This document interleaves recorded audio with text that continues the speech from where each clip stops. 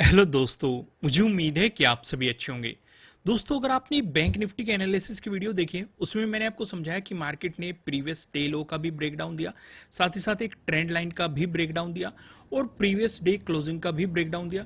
यानी कि आपको एक नेगेटिव साइड काफ़ी बेहतरीन मार्केट ने मोमेंटम दिखाया। वहां पे मैंने आपको लॉजिक प्रॉपर तरीके से एक्सप्लेन किया है।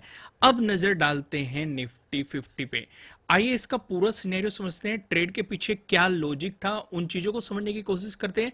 कल के लिए हमें किस तरीके से तैयारी रखनी चाहिए, उन चीज़ों का भी हम डिस्कशन करने की कोशिश करते हैं। जैसे कि अब आप समझ गए होंगे कि यहाँ पे आपको हैमर दिखाई दे रहा है और सेटअप भी एक्टिवेट है, लेकिन फिर भी इसे ट्रेड नहीं करना था। क्यों नहीं करना था, जल्दी से मेरे साथ बोलिए, अपने माइंड में बोलिए और कमेंट में भी आप लिख सकते हैं।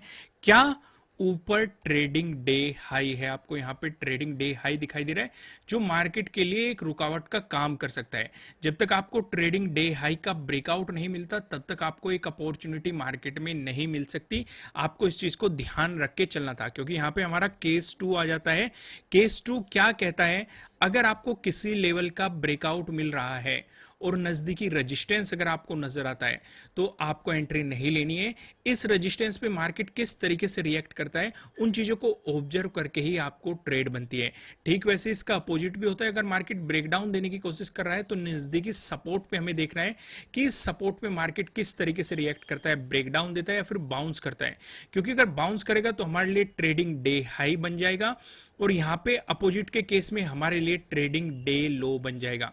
उन चीजों को ही हम ऑब्जर्व करके एक बेहतरीन सा प्राइस एक्शन बनने के बाद ही किसी ट्रेड में एंटर करते हैं।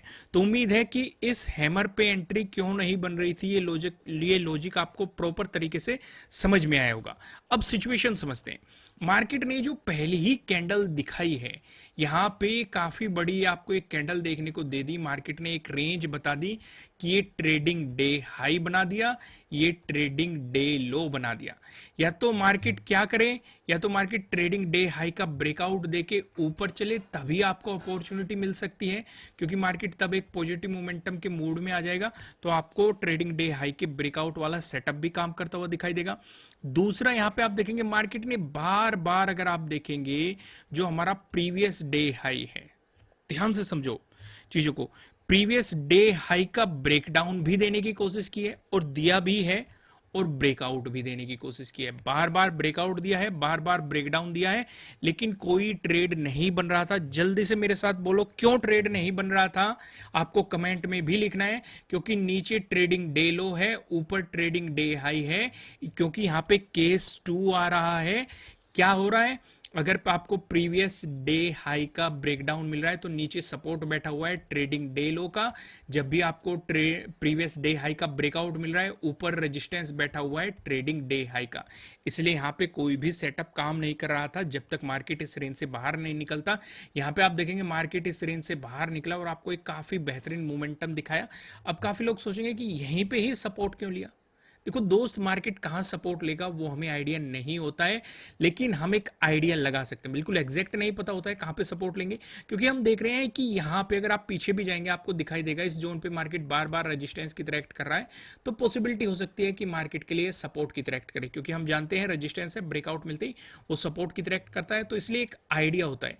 अगर इसका भी ब्रेकडाउन देता तो हमारे लिए अगला सपोर्ट जोन ये बनता। मार्केट ने इसी जोन पे सपोर्ट लिया हुआ है, आपको यहाँ पे ये भी दिखाई दे रहा है। अगर इसका भी ब्रेकडाउन मिलता है तो यहाँ पे हमारे लिए अगला सपोर्ट जोन ये होता। चीजें समझ में आई, मार्केट ने यहाँ पे सपोर्ट लिया, तो ये हमारे लिए एक अपॉर्चुनिटी थी और ट्रेडिंग डे लो का बेहतरीन सा सेटअप यहाँ पे बन रहा था। अब ध्यान से देखो, जब भी ट्रेंड लाइन आती है, मैं आपको एक बात समझाता हूं, आपको अपॉर्चुनिटी तब मिलती है, काफी लोग ट्रेंड लाइन के ब्रेकडाउन पे ही ट्रेड कर लेते हैं, जो कि गलत होता है। ठीक है, बेहतर तरीका क्या होता है, ट्रेंड लाइन का ब्रेकडाउन अगर मिल रहा है तो पिछले स्विंग का भी ब्रेकडाउन होने दो। ये बहुत ही बेहतरीन तरीका होता है ट्रेड करने का। ठीक है, या फिर एक रीटेस्ट बने दो। यहां पे आप देखेंगे मार्केट सपोर्ट ले रहा था, एक ट्रेंड लाइन आपको बना के दी, और फिर मार्केट ने इसका ब्रेकडाउन दिया और पिछले स्विंग का भी ब्रेकडाउन दिया, एक प्राइस एक्शन भी बनाया और बेहतरीन सा आपको मोमेंटम भी दिया, अगले सपोर्ट जोन तक भी पहुंचा। आपके लिए एक अपॉर्चुनिटी यहां पे सीधे सीधे आपको नजर आ रही थी। अगली अपॉर्चुनिटी आपके लिए यहाँ पे बनी, मैंने फ्री ऑफ कॉस्ट वेबसाइट पे चीज़ें प्रोवाइड की हुई है।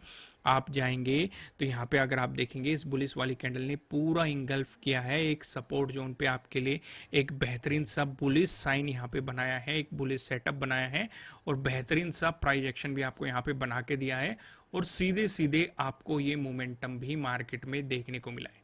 चीज़ें समझ में आई कि नहीं जो मैं समझाने की कोशिश कर रहा हूँ? काफ़ी बेहतरीन आपके लिए, बहुत ही सेटअप नहीं, 3 सेटअप आपको बनते हुए दिखाई दे रहे हैं। हालांकि सेटअप और भी बन रहे हैं लेकिन 3 सेटअप जो सीधे सीधे, पहला क्या था, ट्रेडिंग डे लो का ब्रेकडाउन, फिर इस ट्रेंड लाइन का ब्रेकडाउन, फिर यहाँ पे आपको एक बुलिस चार्ट पैटर्न दिखाई दे रहा है। बुलिस कैंडलस्टिक पैटर्न और बुलिस चार्ट पैटर्न दोनों पे मैंने आपको वेबसाइट पे प्रोवाइड की हुई है, आप जाके देख सकते हैं। तो 3 मोमेंटम मिले, अब इससे ज़्यादा और क्या हो सकता है? तो जल्दी से मुझे कमेंट करके बताइए किस किस ने इन ऑब्जर्वेशन को किया और वीडियो को लाइक जरूर करना। आइए अब कुछ चीजों को समझने की कोशिश करते हैं।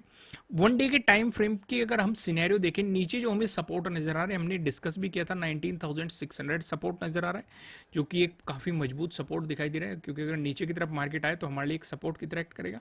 अगर मार्केट यहाँ से ऊपर की तरफ चलता है तो हमारे लिए जो रजिस्टेंस है ये 19,900 के अराउंड दिखाई दे रहा है। अगर आपको इसका ब्रेकआउट मिलता है तो हो सकता है मार्केट ऑल टाइम हाई के नजदीक जाने की कोशिश करें। तो वन डे के टाइम फ्रेम पे बस मैं आपको यही ऑब्जर्वेशन यहाँ पे दिखाना चाह रहा था। अब मैं आपको सीधा लेके चलता हूँ 15 मिनट के टाइम फ्रेम पे, वहां पे चीजों को समझने की कोशिश करते हैं कि क्या क्या सिनेरियो मार्केट में बन सकते हैं। अब यहाँ पे ऑब्जर्व करो चीजों को। अगर आप पूरा ही सिनेरियो समझना चाहते हैं तो पहले तो मार्क कर लो ये क्या होगा हमारे लिए, प्रीवियस डे हाई। ठीक है, ये क्या होगा हमारे लिए, प्रीवियस डे लो। ठीक है, ये क्या होगा हमारे लिए, प्रीवियस डे क्लोजिंग। पहली चीज, अगर मार्केट फ्लैट ओपन होता है और आपको एक पॉजिटिव मोमेंटम दिखाता है, देखो रूल तो ये कहता है कि आपको इस स्विंग के ब्रेकआउट का इंतजार करना चाहिए, लेकिन आपको स्कैल्पिंग के मार्केट 2 मौके दे सकता है। ठीक है, आपको पहले स्कैल्पिंग आप यहां तक कर सकते हैं, इसका ब्रेकआउट मिलता है तो आप स्टॉप लॉस को ट्रेल करते हुए यहाँ पे पुट करके प्रीवियस डे हाई तक स्कैल्प मार सकते हैं। ठीक है, अगर मार्केट यहाँ पे प्रीवियस डे क्लोजिंग से नीचे चलता है नेगेटिव मोमेंटम देके तो आप प्रीवियस डे लो तक स्कैल्पिंग की अपॉर्चुनिटीज को पकड़ सकते हैं। चीजें समझ में आई? ये तो ऑब्जर्वेशन हो गया, लेकिन हमारे लिए इंपॉर्टेंट क्या है, अगर हम एक बड़ा मोमेंटम चाहते हैं या तो मार्केट प्रीवियस डे हाई का ब्रेकआउट देके ऊपर चले, अगर या नेगेटिव साइड चाहते हैं तो प्रीवियस डे लो का हमें ब्रेकडाउन चाहिए। चीजें समझ में? दोस्तों मुझे काफी कमेंट ये भी आ रहे हैं कि आप previous day high, previous day close, previous day लो पे ही फोकस करते हैं। दोस्तों अगर हमारा उन चीजों से काम बन रहा है, मेन पर्पस क्या है हमारा, मार्केट से प्रॉफिट निकालना, अगर हमारा इन चीजों से काम बन रहा है तो फिर करने में क्या प्रॉब्लम है? चीजें समझ में आ रही है कि नहीं? लर्निंग पे फोकस करो। ठीक है, देखो हर किसी की स्ट्रेटेजी अलग होती है, उन्हीं पे फोकस करो। अगर आपका उनसे प्रॉफिट बन रहा है तो आपके लिए वो चीजें बेहतर है।